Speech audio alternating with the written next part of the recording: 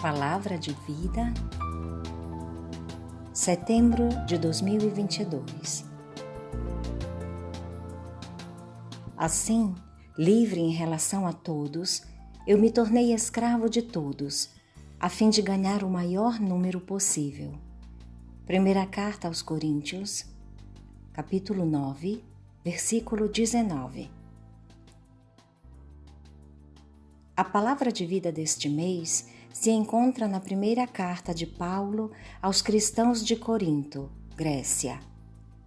Ele está em Éfeso, antiga cidade grega na atual Turquia, e por meio dessas palavras, procura dar uma série de respostas aos problemas que surgiram na comunidade grega de Corinto, cidade cosmopolita e grande centro comercial, famosa pelo templo de Afrodite, mas também pela proverbial corrupção.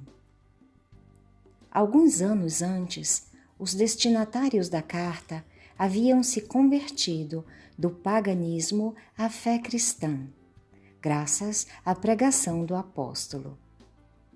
Uma das controvérsias que dividia a comunidade era: podemos ou não podemos comer carnes sacrificadas aos ídolos nos ritos pagãos?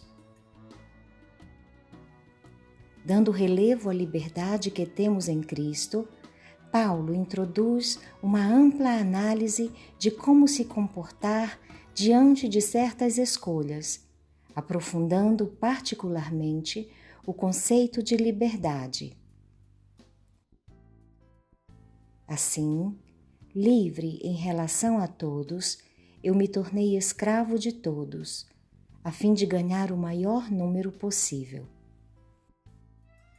Uma vez que os cristãos sabem que no mundo não existe nenhum ídolo e nenhum Deus, a não ser um só, 1 Coríntios, capítulo 8, versículo 4, é claro que se torna indiferente comer ou não comer carnes sacrificadas aos ídolos.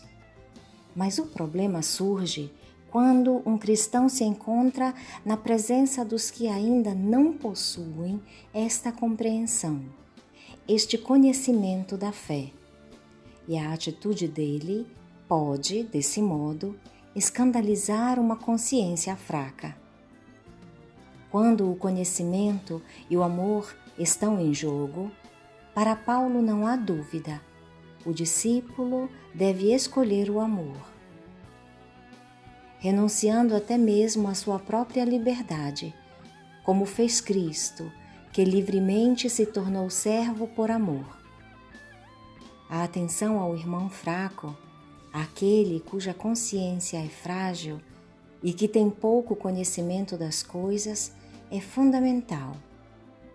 O objetivo é ganhar, no sentido de levar a vida do Evangelho, tão boa e bonita, ao maior número possível de pessoas. Assim, livre em relação a todos, eu me tornei escravo de todos, a fim de ganhar o maior número possível.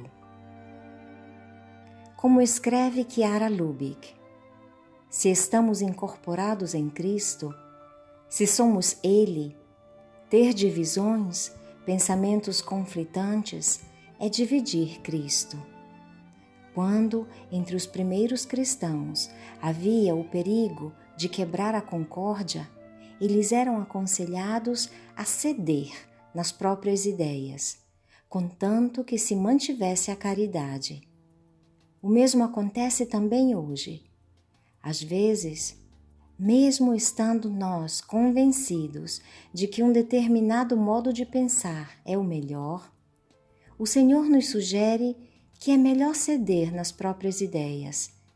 É melhor o menos perfeito, mas de acordo com os outros, do que o mais perfeito em desacordo, contanto que seja salva a caridade com todos.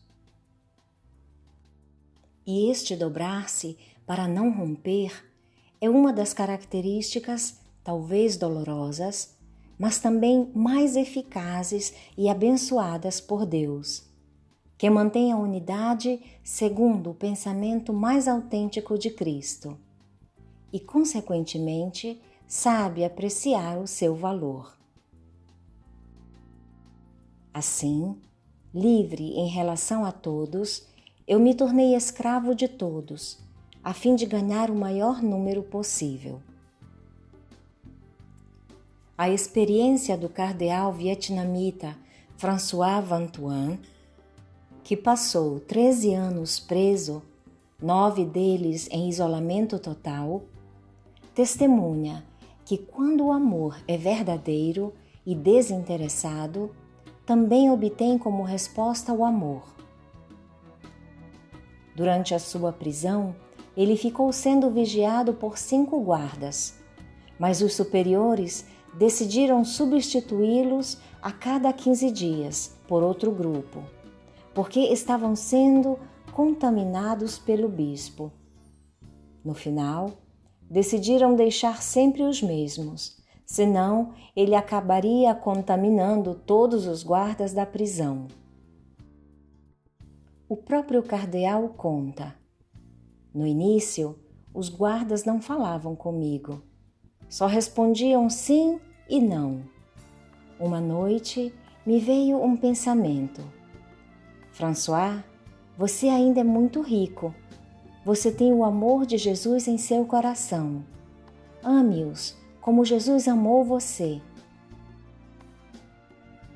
No dia seguinte, comecei a querê-los bem ainda mais, a amar Jesus neles, sorrindo, trocando palavras gentis com eles. Pouco a pouco, nos tornamos amigos.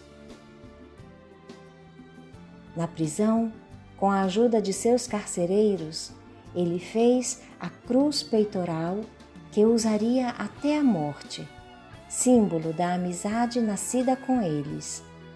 Pequenos pedaços de madeira e uma correntinha de ferro. Letícia Magri.